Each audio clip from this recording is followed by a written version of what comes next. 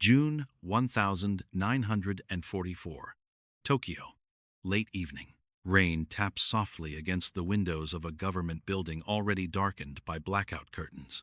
Inside, a single desk lamp glows over a map of the Pacific. Red pins stretch farther west than anyone in the room wants to admit. No one speaks. Not because there is nothing to say, but because everyone already understands what the map is showing. The war, as it was once imagined, is over. Summoned and new. Months earlier, the illusion of control had collapsed at sea. Airfields were lost faster than they could be rebuilt. Shipping routes shrank. Fuel disappeared. Experienced pilots vanished and were never replaced. Japan's leaders were no longer debating how to win. They were quietly calculating how long the war could be prolonged. Summoned and new. This is the moment history often skips. The moment between defeat and surrender, because it is uncomfortable. Summoned and new. By mid-1944, many within Japan's military and political leadership knew the outcome was no longer in doubt. Reports arriving from the front were increasingly bleak. American production figures were impossible to ignore. Every loss was permanent. Every American loss was temporary. The math no longer worked. Summoned and new. And yet, the fighting continued. Not just at the edges. Not just symbolically. It intensified. Summoned and new. From the outside, this seems irrational. Why continue a war already lost? Why sacrifice cities, fleets, and generations when the outcome is inevitable? The answer is not found on the battlefield. It is found in the human mind. Summoned and new. Inside Japan, the concept of defeat was not merely military, it was existential. To lose the war was not simply to accept unfavorable terms. It was to confront the collapse of identity, honor, and order. The idea of surrender carried a weight far heavier than continued resistance. Stopping felt worse than losing. And WWII. This psychology had been built deliberately. For decades, obedience, endurance, and sacrifice had been framed not as choices, but as duties. Soldiers were trained to see death as preferable to capture. Civilians were taught that suffering was proof of loyalty. The war was no longer just a conflict, it was a test of meaning. And WWII. As conditions worsened, something paradoxical happened. The clearer defeat became, the harder it was to stop. And WWII. Each loss raised the stakes psychologically. To surrender now would mean admitting that all previous sacrifices had been in vain, that friends, brothers, and sons had died for nothing. Human beings rarely accept that conclusion willingly, so instead, they double down, and WWII on the plateau. By late 1944, Japan's leadership was trapped, not by American forces but by its own past decisions. Every year of fighting had narrowed the options. Every speech promising ultimate victory made compromise more impossible. Every order demanding sacrifice removed the possibility of retreat. Stopping the war required breaking not strategy but belief. And WWII. And belief is stubborn. And WWII.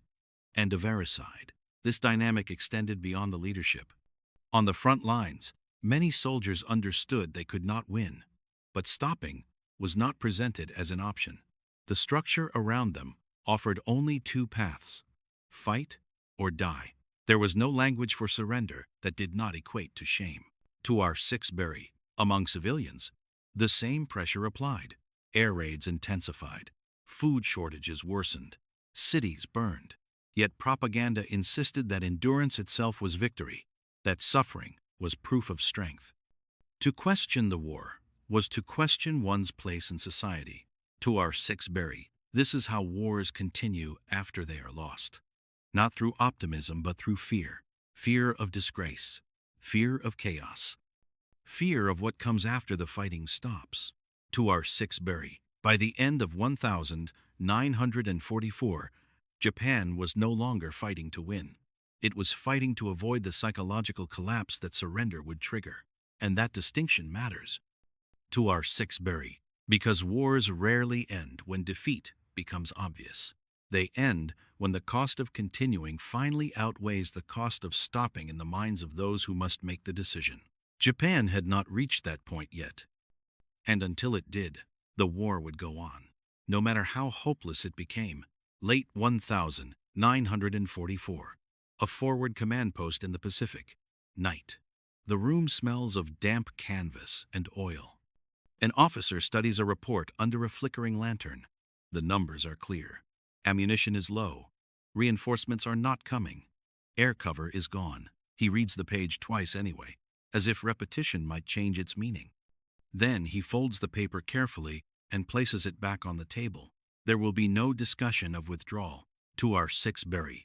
To understand why Japan could not stop fighting, even when defeat was understood, you have to understand how deeply honor had been weaponized, not as a personal virtue, but as a system of control. To our WARSPIRE. For decades before the war, obedience and sacrifice had been framed as moral absolutes. Military service was not simply duty, it was identity. To endure pain without complaint was not admirable, it was expected. To survive defeat was not resilience, it was suspicion. Capture meant disgrace. Surrender meant betrayal. Their wan self and learned, and the cast of the nadir. This was not accidental. It was taught. Their wan self was the breast, and the nigger. From training camps to classrooms, the message was reinforced relentlessly.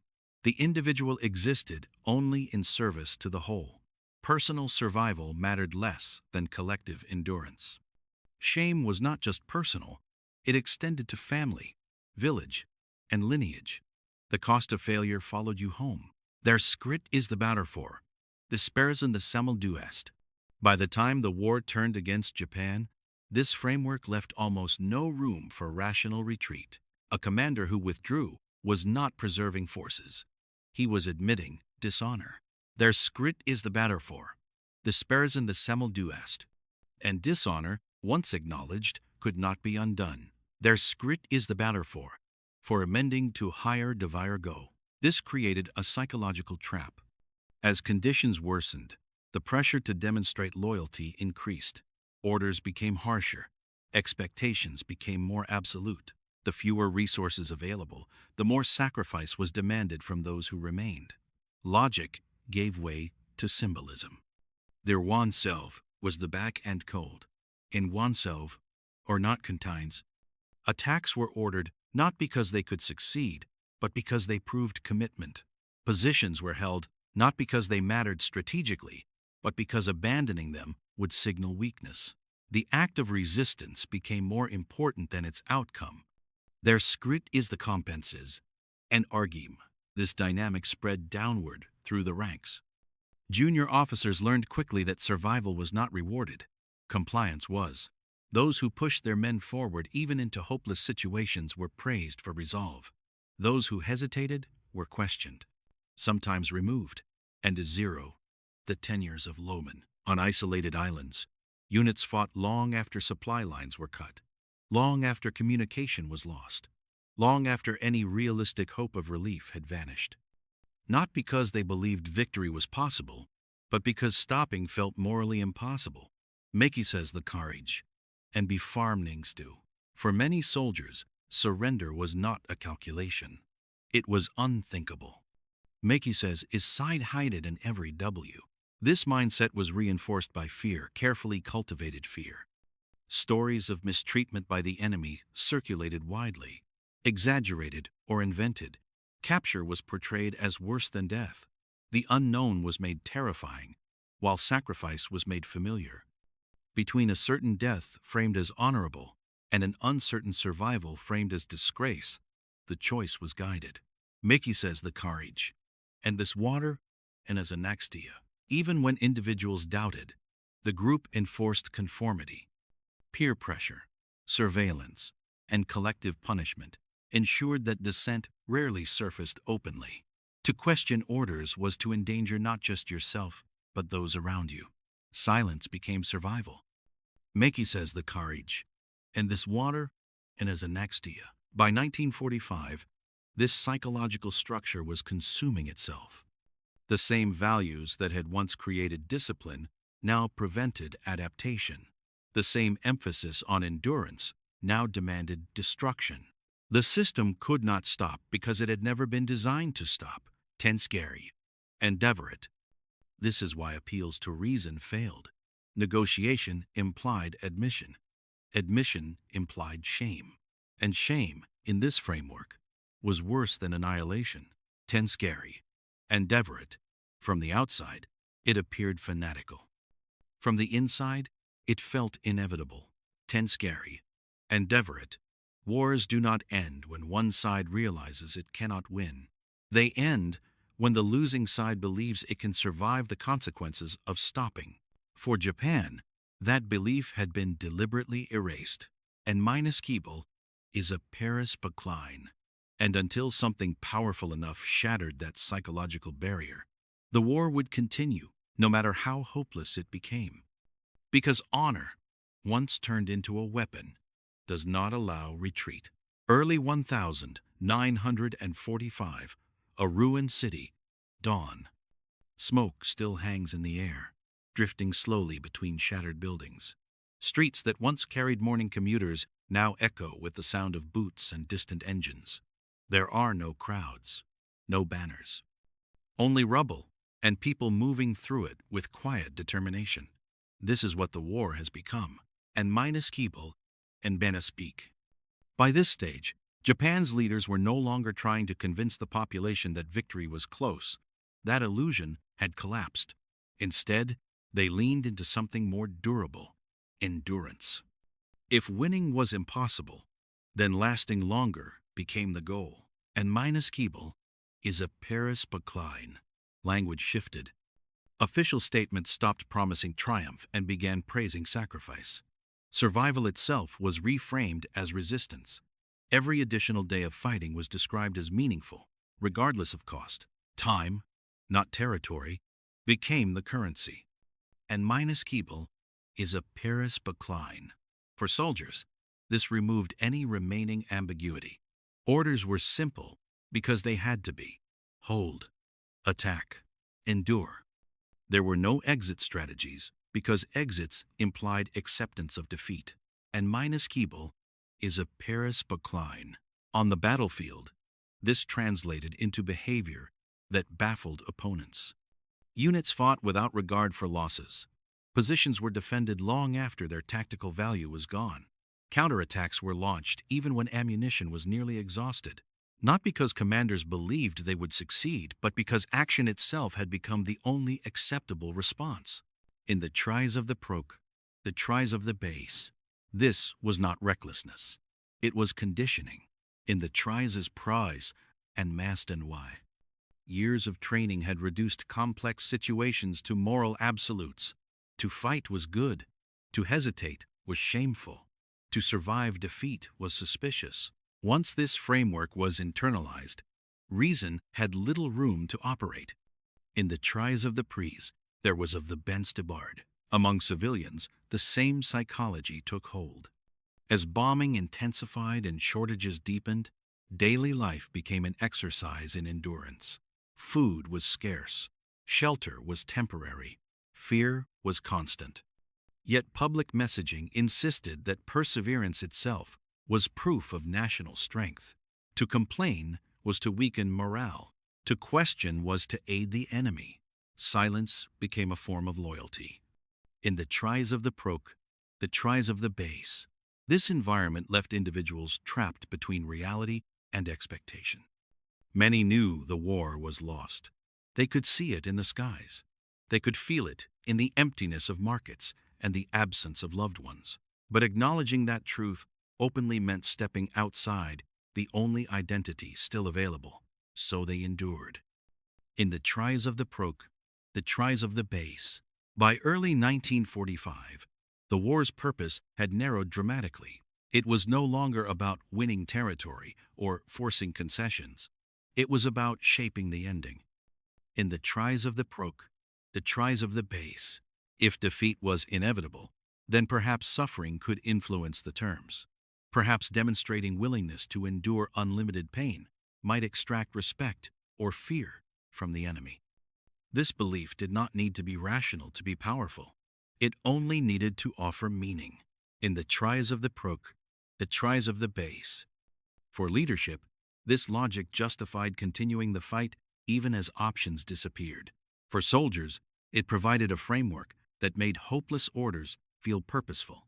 For civilians, it offered a way to endure the unendurable without confronting despair. Fighting became the language through which everything else was expressed.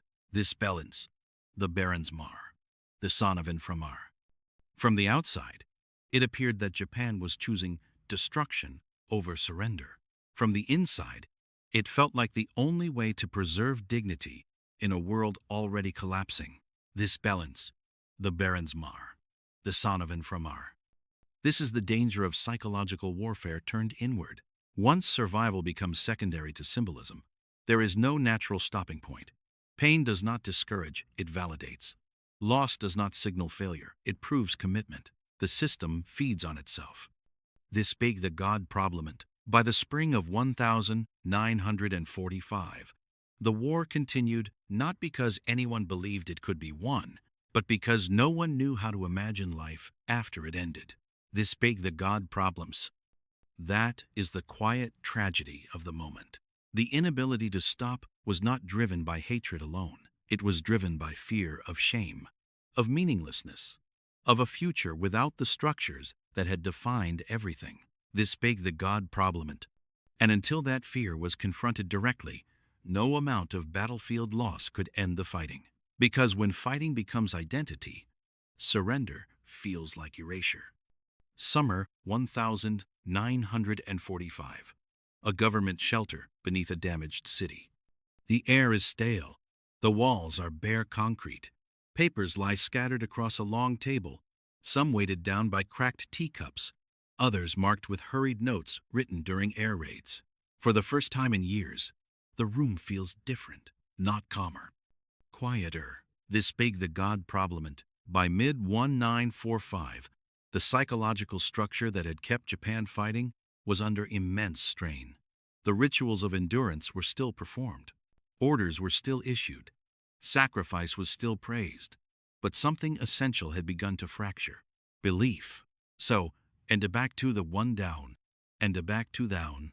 The war had long since crossed from strategic failure into physical exhaustion. Infrastructure lay in ruins. Transportation barely functioned. Food shortages were no longer temporary, they were systemic. Yet even this had not been enough to force an end. What finally changed was not simply destruction, it was comprehension.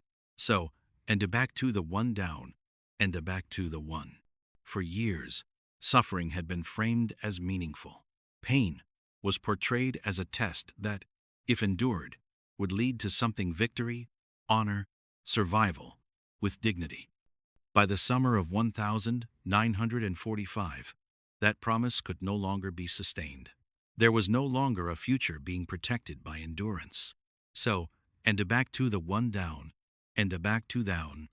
Inside leadership circles, conversation shifted in tone. The language of resistance gave way slowly, reluctantly, to the language of consequences.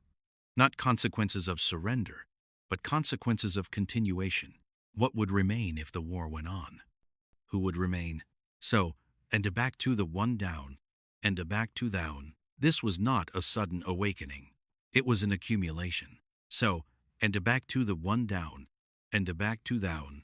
Each destroyed city narrowed the space in which sacrifice could be justified.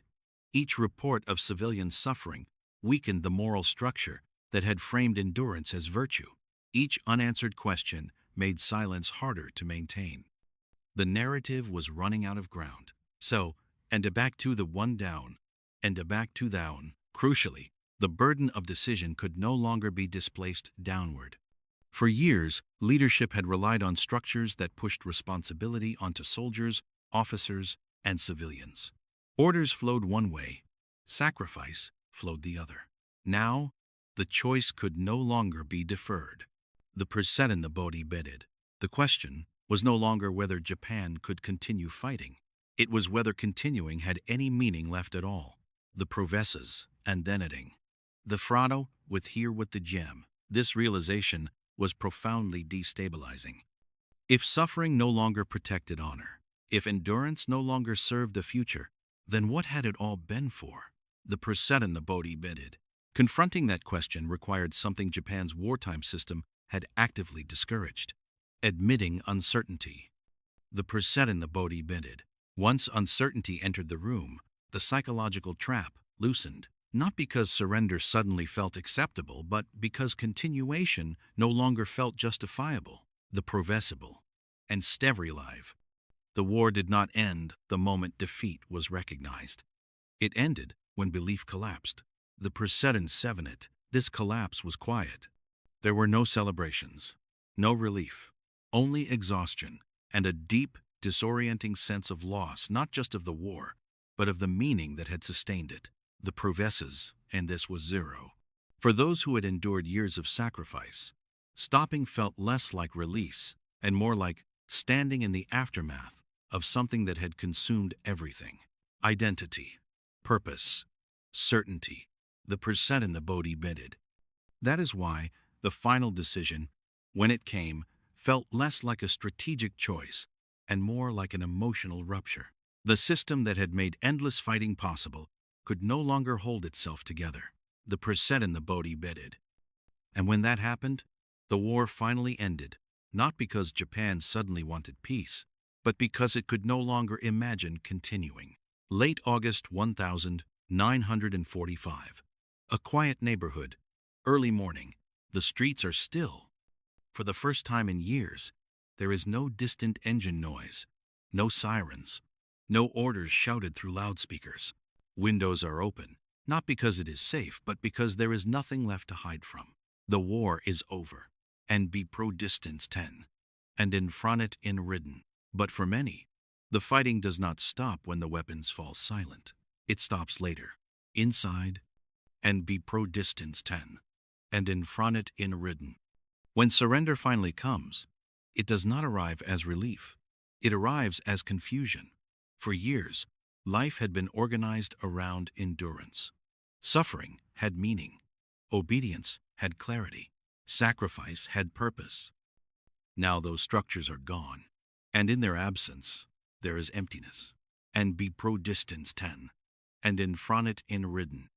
For soldiers returning home, survival itself feels unfamiliar. Many had been trained to believe that capture or defeat erased honor. To live past the war requires unlearning everything the war had taught them. For civilians, the shift is just as jarring. The habits of silence, restraint, and endurance do not disappear overnight. Hunger does not vanish because fighting has ended. Trauma does not fade because peace has been declared. And be pro distance 10, and in front it in ridden. This is the final cost of a war that continued after it was already lost, not just in destroyed cities or lost lives, but in the long shadow cast over those who survived. And be pro distance 10, and in front it in ridden. Looking back, it is tempting to search for a single explanation. Ideology, leadership, fear, all played a role, but none alone explain why the war continued. And be pro distance 10, and in front it in ridden. The deeper answer lies in how human beings respond to meaning under pressure. When a system teaches people that suffering equals virtue, stopping feels immoral. When identity is built around endurance, surrender feels like annihilation. When honor is defined as obedience, choice disappears. And be pro distance 10, and in front it in ridden. Japan did not keep fighting because it did not understand reality. It kept fighting because reality had become unbearable to face. And be pro distance 10, and in front it in ridden. This is the uncomfortable lesson of the war's final years.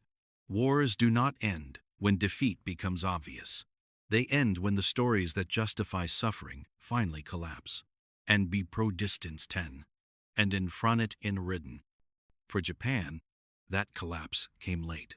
Too late for many. And be pro distance 10, and infronit in ridden. And it is why understanding the psychological side of war matters, because the most dangerous battles are not always fought with weapons. They are fought inside the human mind long after the outcome is already decided. And be pro distance 10. And infronit in ridden. When the fighting finally stopped, the war did not simply end. It had to be unlearned.